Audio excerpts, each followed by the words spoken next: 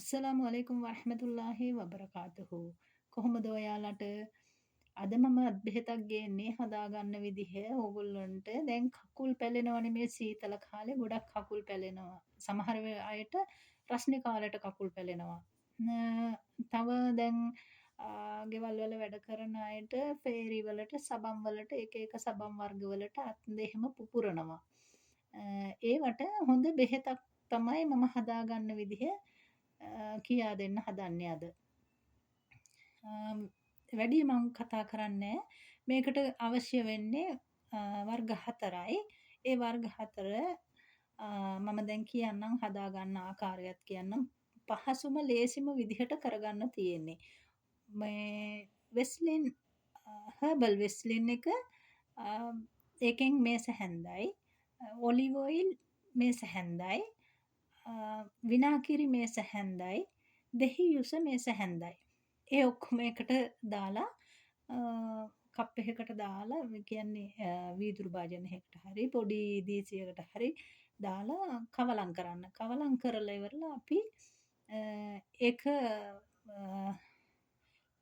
කවලම් කරනකොට කවලම් වෙන්නේ නෑනේ වෙස්ලින් එක විදිහට ඒක කවලම් වෙන්නේ නෑනේ. ඒ නිසා ඒක ස්පූන් එකකින්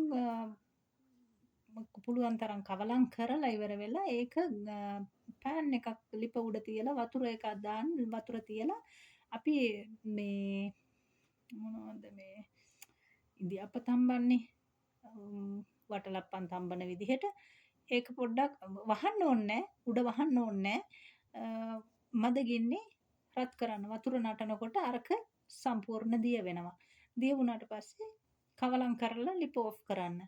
ලිප ඔෆ් කරලා ඉවරලා ඒක භාජනයකට ඕගොල්ලන්ට පිරිසිදු බෝතලයකට හරි මොහොකට හරි දාගන්න. නැත්නම් ඒකෙම තියලා පාවිච්චි කරනවා නම් එහෙම.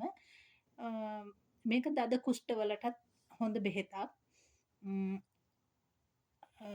මූණට මූණේ කැලල් එහෙම මැකෙනවා.